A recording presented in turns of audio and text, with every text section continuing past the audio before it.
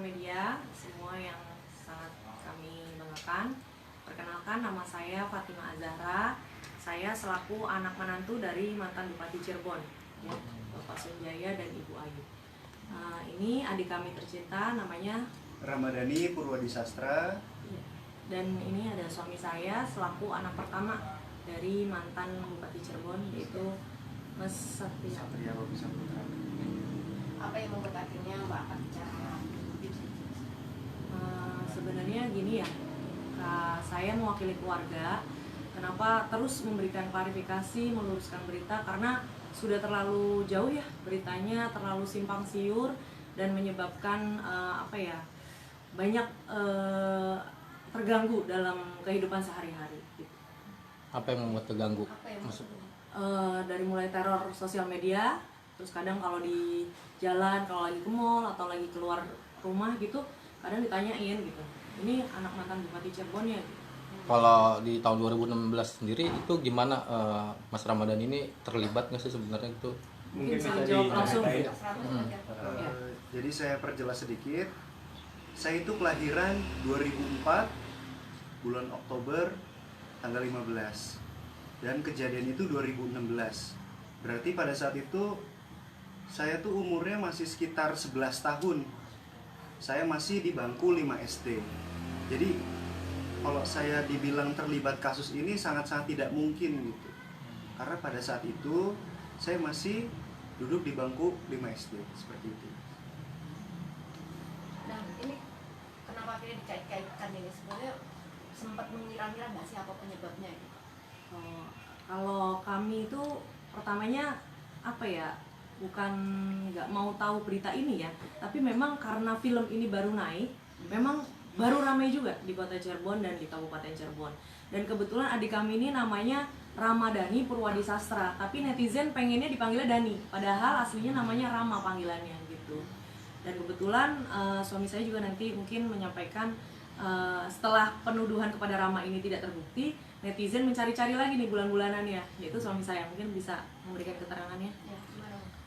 Terima kasih kepada rekan-rekan media. Sebelumnya nama saya adalah Satria Robi Saputra. Saya adalah kakak sulung, kakak pertama daripada Ramadhani Purwadisastra. Jadi kenapa mungkin hal-hal ini bisa dikait-kaitkan? Yang pertama tadi mungkin ada kemiripan nama. Yang jelas Rama ini karena tadi disebutnya Ramadhani ya, walaupun secara panggilan memang namanya sebetulnya Rama bukan Dani. Itu kan merupakan salah satu daripada 3 DPO yang disebut-sebut atau yang sudah dirilis oleh kepolisian Polda Jawa Barat, salah satunya bernama Dani. Dan tentunya tadi sudah dijelaskan juga daripada adik kami bahwa memang Rama ini pada tahun 2016 itu masih duduk di bangku SD begitu. Secara usia yang dirilis oleh dari Polda Jawa Barat itu, setahu kami ada 3 DPO. Yang pertama itu berusia 31 tahun, 30 tahun, dan 29 tahun.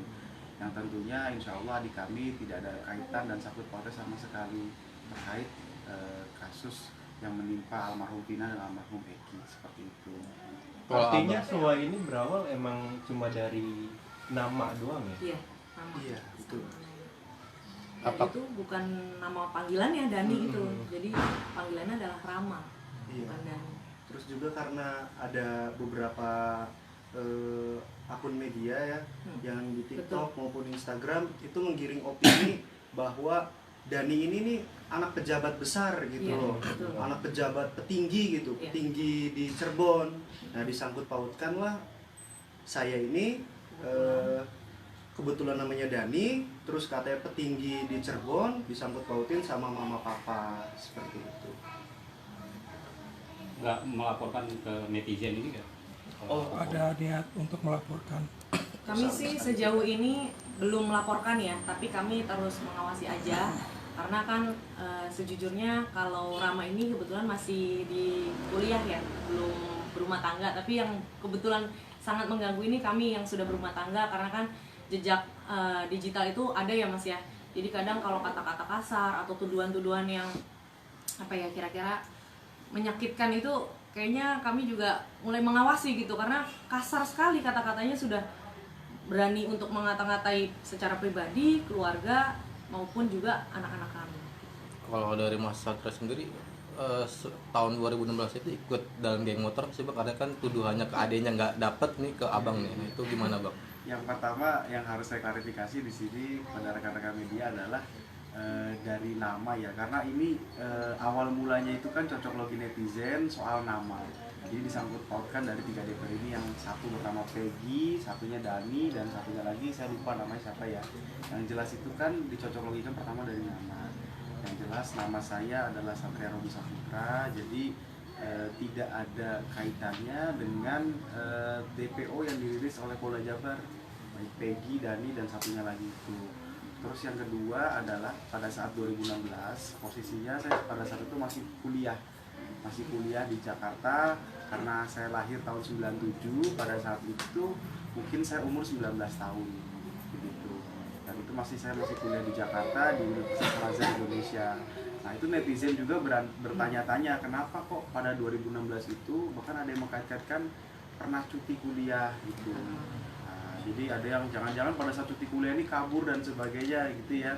Nah itu juga saya perjelas lagi, karena pada saat 2016 itu saya dengan istri itu menikah di bulan November tanggal 20 2016. Jadi memang saya mengambil cuti kuliah pada saat itu, bukan dikait-kaitkan dengan adanya pelarian daripada DPO pada saat kasus almarhum Vina dan almarhum Eki seperti itu. Tapi dengan ada fenomena geng motor sendiri itu kayak gimana kasus? Kebetulan teman-teman media, saya ini sekarang selaku kepala desa di Kabupaten Cirebon, dan saya sangat concern sekali dan terkait masalah isu geng motor. Jadi bukan hanya tahun 2016 saja, akan tetapi sampai dengan saat ini pun peristiwa geng motor itu masih terjadi di Cirebon, dan itu sangat mengerikan. Setiap malam itu, terutama malam minggu ya, kami itu memberdayakan perangkat desa, Linmas, Babin Katipmas, dan Babinsa itu tuh berjaga-jaga. Karena di wilayah desa kami kebetulan itu wilayah yang cukup rawan. Itu dekat dengan, memang rada jauh dengan kasus kejadian Vina, akan tapi karena wilayahnya itu di wilayah pusat pusat perbelanjaan, pusat ekonomi ya di Cirebon itu sangat rentan sekali. Setiap malam itu banyak kejadian geng motor, dan rata-rata memang pelakunya adalah anak-anak di bawah umur yang masih SMP, masih SMA, seperti itu. Jadi sama sekali tidak mengenal dengan komunitas itu dulu. Tidak, kalau mengenal, kami sama sekali tidak mengenal komunitas geng motor pada saat itu. Kalau bapak sendiri pernah cerita nggak terkait dengan kasus ini? Orang tua tidak pernah ya. Justru kami pada saat 2016 itu mengetahui kasus Vina itu karena sempat ramai di media yang katanya arwahnya bisa merasuki tubuh seseorang dan menceritakan secara kronologi kematiannya seperti itu. Nah, karena kasus itu pada saat itu kami anggap sudah selesai ya, sudah case close, dan pada saat itu tidak terdengar, kami secara pribadi dan keluarga tidak mendengar bahwa ada kaitannya dengan 3 DPO yang hilang. Jadi pada saat kasus itu sudah divonis dan kami dengar itu seumur hidup ya pelakunya, jadi menurut kami sudah selesai, sudah setimpal dengan apa yang dia lakukan terhadap almarhum Vina dan Eki seperti itu. Artinya pas kasus dulu emang nggak ada ke bawah ya dari keluarga, cuma karena filmnya ini naik banyak netizen yang Betul. Ya. Dan pada saat itu kami rasa ya, kalau sosial media kan belum seramai sekarang ya Mas ya, tahun 2016 itu. Apalagi kita juga nggak terlalu dengar sih, maksudnya ya sebatas sepintas hanya kasus pembunuhan saja, tapi tidak sampai seperti saat ini ya, semua yang namanya sama, semua yang ciri-cirinya sama. Sampai mungkin nanti teman-teman media bisa lihat telinga suami saya, katanya itu bekas tindik atau apapun, tidak ada. Jadi netizen ini berusaha bagaimana caranya pelaku ini adalah berasal dari keluarga kami. Entah itu tindiknya ada bekas tindik, atau namanya sama, atau katanya juga ganti KTP. Mungkin bisa dicek juga di Dukcapil kalau Rama ini tidak pernah mengganti identitas, suami saya pun, dan adik kami yang ketiga Reza Prima juga tidak ada. Jadi benar-benar kita ini kebingungan juga sebetulnya menanggapinya. Cuman ya dibawa santai aja, karena saya yakin lambat laun akan cepat terbukti sih dengan penangkapan ini. Kalau adik yang ketiga ini usianya berapa? Reza Prima mungkin bisa dijawab oleh kakaknya sendiri. Reza Prima itu yang kami perlu perjelas lagi, namanya sebetulnya bukan Prima nama panggilannya ya. Bukan Prima. Namanya Reza Prima Hanjaya, tapi dipanggilnya adalah Reza atau Resya seperti itu ya. Dia itu adik saya yang kedua. Jadi kami ini 4 bersaudara, kami yang sulung, kedua itu perempuan, nah yang ketiga ini laki-laki namanya Reza Prima Hanjaya. Itu kelahiran tahun 2000. Jadi kira-kira usianya tahun ini menginjak 24 tahun seperti itu.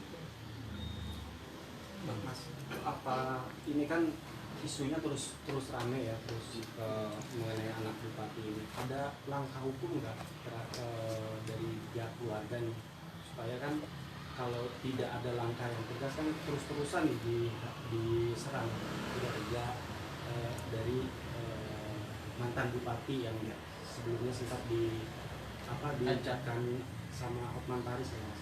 Iya. Ada langkah hukum nggak? Sebetulnya kami secara keluarga belum mengarah kepada langkah hukum.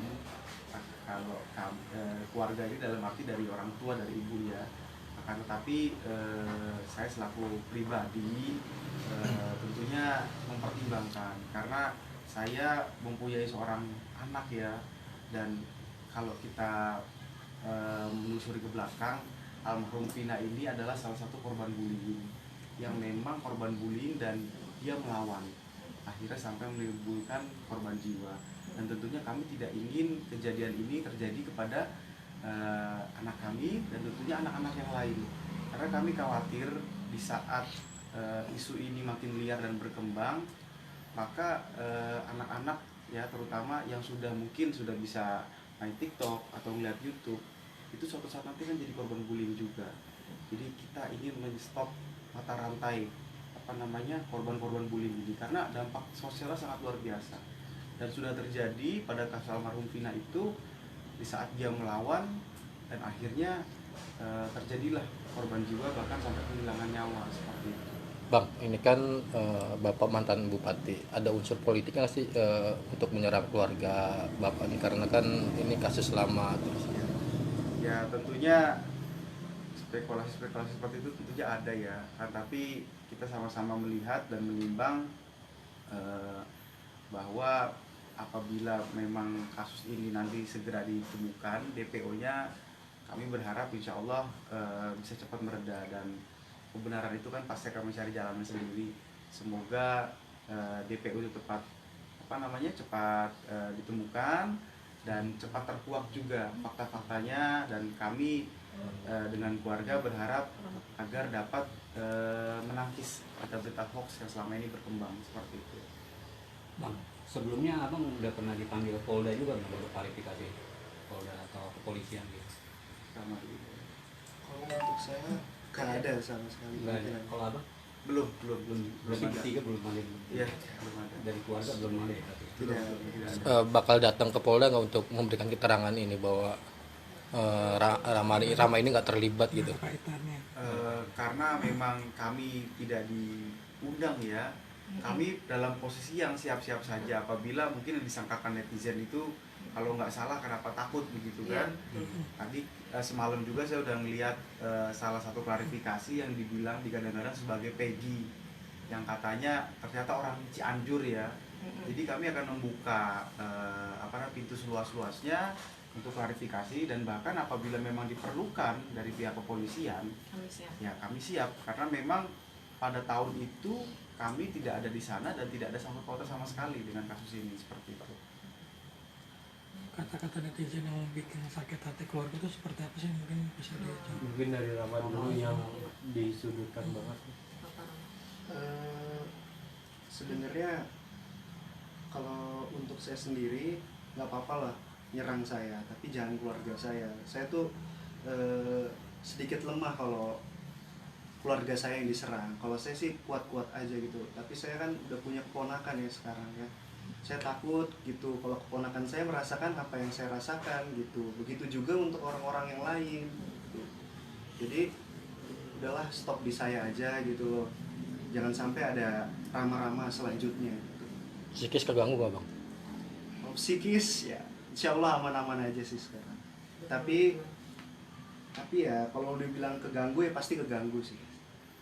Dosen gimana? Kuliahan nanya-nanya ini sih. Oh pasti, pasti. Bukan hanya di kuliahan, tapi di lingkungan publik pun pasti banyak yang nanya. Termasuk dosen juga Bang? Oh ya pasti. Pasti dosen juga Pasti. menanyakan itu ya? Ya, Apa ada yang beberapa kalian- dosen yang nanyain. Oh, gitu. Ini benar atau tidaknya gitu. Tapi saya menjelaskan gitu bahwa ini tuh berita hoax. Gitu. Hmm. Mungkin kata-katanya mungkin seperti apa mungkin? Kata-katanya apa? Kata-katanya mungkin seperti ini ya, keluarga pembunuh gitu loh. Kenapa masih bisa tersenyum? Kenapa kamu nggak dipenjara aja gitu? Kenapa kalian nggak? Iya, katanya saya mengalihkan isu atau kayak gimana? Nggak ada sama sekali mengalihkan isu seperti itu. Masa saya nggak boleh sih bahagia gitu? Rama, ada beberapa artikel yang nyebut kalau kamu siap boxing ya buat Oh iya. donasi ke keluarga. Iya, Gimana betul. Itu, ada nggak mungkin tudingan-tudingan yang kayak ini anak pansos nih manfaatin momen gitu? Oh iya, pasti ada mas. Tapi sama sekali saya niatnya tidak seperti itu gitu loh. Sama sekali saya niatnya bukan untuk mencari uang di situ, mencari pamor di situ. Tapi kemarin saya kan memberi keterangan, saya siap membantu dengan cara apapun. Dan kebetulan kemarin influencer boxing itu notice gitu loh, balas lah, ayo boxing aja sama saya seperti itu. Tapi sudah saya DM, sudah saya komunikasikan ke dia, akhirnya dia tidak menjawab apa-apa. Tetapi semalam alhamdulillahnya ada yang siap seperti itu. Mungkin awalnya sendiri kenapa kamu ingin mendonasikan itu untuk almarhum Vina? Kenapa enggak gitu ya mas ya? Kenapa enggak mendonasikan gitu loh? Kan saya sudah bilang saya akan membantu dengan cara apapun begitu. Misalnya ada fee yang masuk ke saya, ini saya perjelas sedikit nih. Ada fee yang masuk ke saya sekian gitu loh. Kita sebut aja 50 juta. Tuh ya. Saya akan mendonasikan juga uang pribadi saya senilai fee yang sama dengan saya seperti itu. Misalnya 50 juta dari fee, 50 juta dari uang pribadi saya seperti itu. Dan kami sekeluarga pasti patungan gitu. Udah ada upaya